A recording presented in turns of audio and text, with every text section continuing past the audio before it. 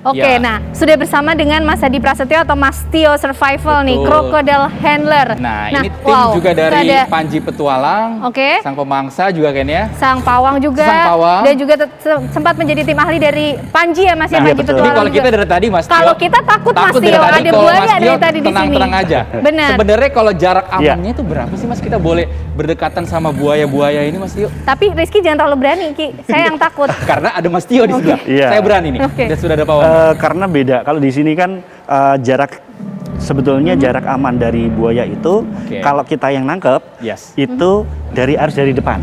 Posisi kita juga harus beda. Berarti ini kita Oke. berada di posisi yang salah karena Betul. buayanya menghadap depan ya. Iya. Oke. Oke. Kalau karena bagian ekornya itu bisa mengibas ke samping. Oh. Karena dia oke. punya tulang kering, kalau merasa terancam dia akan mengibas ke samping, dan kalau di darat dia bisa kalau kondisi kita mau nangkap di depannya pas, itu satu langkah itu sebenarnya sudah aman. Dia Oke. nyerangnya ke depan itu satu Kita langkah aman sini. ya sebenarnya ya. Ya, sudah Oke. aman. Oke. Tapi kalau di air, dia bisa lompat dari air itu Oke.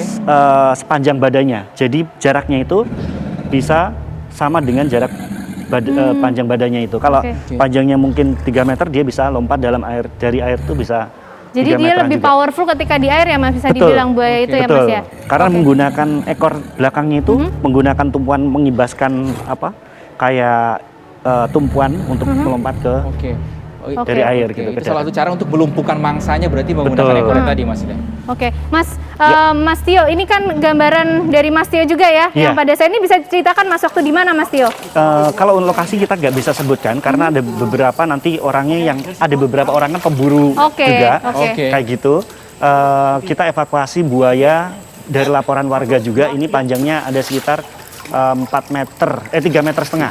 Oke. 3 meter setengah, dan di situ sebetulnya ini banyak warga di belakangnya ini, karena kita stop. Nanti kalau banyak warga otomatis akan mengganggu Oke, mungkin Mas proses. Tio bisa bergeser sedikit sehingga Boleh. pemirsa bisa sini Boleh Mas di Tio sini? di Iya. Ya. di sini Mas Tio Siap, bisa siap. Saya menghadap jelaskan. ke sebelah Iya. sini. Oke. Ya. Nah, di sini saya bersama Panji rescue buaya sepanjang 3,5 meter, dan di sini butuh teknik dan kehati-hatian yang luar biasa. Oke. Oke. Oke, Ini itu jenis kalau buaya apa Mas Tio? Ini jenis buaya Crocodylus porosus atau jenis buaya muara. Oke. Buaya Oke. terbesar di dunia. Buaya terbesar di dunia. Jenis buaya ya. Jenis Jenis buaya buaya terbesar terbesar di di Itu dunia. kalau dilihat itu Mas Tio dan juga Panji menggunakan alat seadanya dalam menangkap seekor buaya ini ya. Iya. Itu sebenarnya aman atau seperti apa? Ada alat-alat khusus nggak sih Mas Tio untuk melakukan itu? Ada. Sebetulnya kita punya juga, karena dalam kondisi yang ada di situ adanya itu kita bisa memanfaatkan juga. Oke. Yang pertama, kita bisa menggunakan tongkat tadi ketika itu saya jepit dari samping untuk mengurangi pergerakan dia menyerang. Kemudian posisi dari depan, karena saya sudah jepit dari samping, ke depannya jarak untuk menyerang itu akan lebih sedikit, sehingga Panji ngiket dulu dari depan, melumpuhkan satu rahang. Oke. Kemudian saya tahan dari atas rahangnya, itu bagian yang paling berbahaya. Kemudian ditutup 2 rahang, baru ditutupi kain. Itu Kenapa Mas ditutup kain? karena buaya itu sensor bagian matanya itu sangat tajam. Ketika dia Oke. ditutup, dia akan tidak mensensor kita gitu. Mas Tio, kalau hal seperti Betul. itu bisa dilakukan oleh ahlinya seperti Mas Tio Iya. dan juga Panji. Panji, Kalau oke. warga yang berhadapan dengan situasi seperti ini, apa tidak yang harus boleh dilakukan? ditiru. Apa yang harus dilakukan warga, Mas? Ya, tidak boleh ditiru. Lebih baik warga nanti bisa menghubungi BKSDA atau kontak ke kita, akan kita bantu. Kayak gitu, karena sangat berisiko. Karena apabila menangani buaya kita tidak punya keahlian khusus, ini bisa sangat berbahaya, bisa nyawa taruhannya. Oke.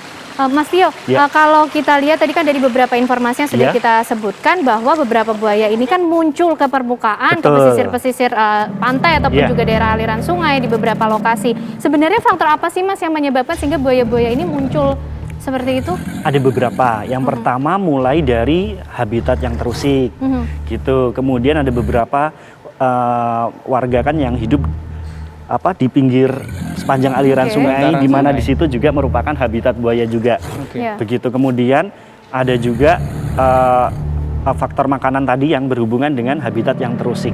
Kemudian yang sekarang ini terjadi kan banyak banjir. Banjir. Sehingga sungai juga permukaannya naik. terbawa arus ya, Mas, ya? Kemudian dia dari pantai Nah, juga bisa. Mas Ini Tio, mungkin kita beberapa lihat faktor ini, yang- Betul. kita sudah mencoba nih Mas untuk mengumpulkan beberapa Betul. faktor yang menjadi alasan buaya menyerang manusia. Populasi manusia merambah habitat buaya, benar ya Mas? Betul. Berarti ya? Ya, jadi semakin habitat buaya ada beberapa di Sulawesi pernah saya menangani juga, itu adanya Oke. habitat, mereka bikin pemukiman di mangrove. Jadi itu sebetulnya habitat buaya. Oke. Gitu. Itu faktor musim memicu Faktor musim yang memicu agresivitas buaya. agresivitas. Nah, musim kawin buaya bener nggak Mas? Iya, sama ular, Oke. buaya itu hampir sama di awal bulan, di akhir bulan itu mereka menetaskan telurnya. Di awal dan akhir bulan atau Di gimana Mas? tahun, akhir tahun, di sorry. Oke. akhir Akhir tahun, tahun. awal dan akhir tahun. Iya, karena Berarti ada 2 kali siklusnya dalam setahun itu. masanya. Jadi mulai dari ada yang bertelur itu menetasnya di awal akhir tahun dan sampai awal tahun gitu. Dan kebetulan ini bersamaan dengan musim hujan juga Iya, yang bisa betul. menimbulkan banjir juga ya Iya, Mas ya. betul. Oke, nah lalu faktor yang ketiga Mas, merasa terancam tadi seperti juga sudah banyak dijelaskan Iya. oleh Mas Tio ya, merasa terancam. Tapi apakah juga ancaman-ancaman seperti apa sih Mas yang kemudian ditangkap oleh buaya sehingga dia juga melakukan proses melindungi dirinya juga ya? Iya, dia karena itu tadi ketika kita beraktivitas di pinggir sungai,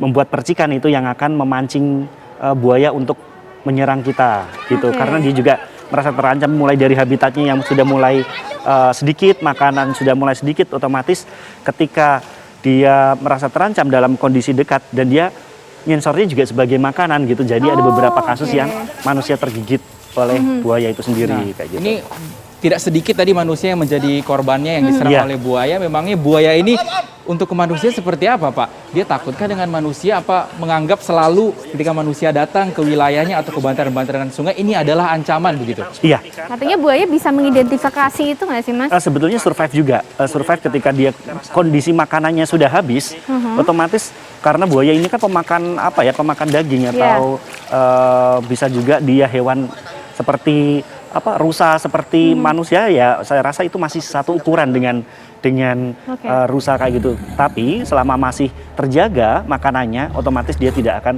mengganggu kita sebetulnya seperti Oke, itu. nah Mas Tio mungkin terakhir sebagai himbauan nih Mas, Ya. sebagai seorang crocodile handler, kita juga harus hidup di situasi yang semacam Harus ini. waspada. Betul, tetap waspada. Apa Mas himbauan-himbauan yang bisa disampaikan oleh warga yang mungkin juga belum tahu banyak soal hal ini, Ya. sehingga bisa mengatasi ketika ada ancaman-ancaman? Betul. Yang pertama untuk saat-saat ini apabila kita berkegiatan di pinggir sungai, lebih baik kita membuat jarak juga, safety. Kalau itu memang tinggalnya dekat sungai, otomatis bikin pagar aja, pagar aman biar buaya tidak masuk situ.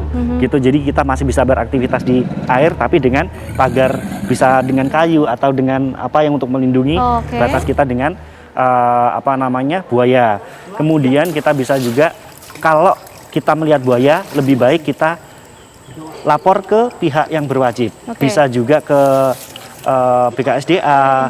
Kalau Jakarta itu bisa juga ke Damkar. Oke. Nanti sama kita juga yang menanganinya. Oke, Baik, baik. Mas Tio. Itu tadi yang disampaikan Mas Tio, kalau memang tinggal di dekat aliran sungai, bantaran sungai, habitat Tips-tipsnya buaya, ya, bisa pasang dilakukan pembatas. memasang pagar, Atau juga tadi kalau memang muncul ini langsung panggil pihak-pihak yang Betul. sudah ahlinya. bisa Betul. manggil Mas Tio. Kayaknya di Iya. musim-musim ini Mas Tio juga banyak panggilan karena Panggilan. banyak warga yang membutuhkan. Ternyata banyak juga buaya yang muncul di daerah-daerah pesisir pantai dan juga di beberapa lokasi. Terima kasih sekali lagi Sama-sama. Mas Terima kasih, Tio Mas Tio. Survival sudah Sama-sama. bergabung bersama kami memberikan edukasi untuk masyarakat sekitar juga. Terima kasih Mas Tio.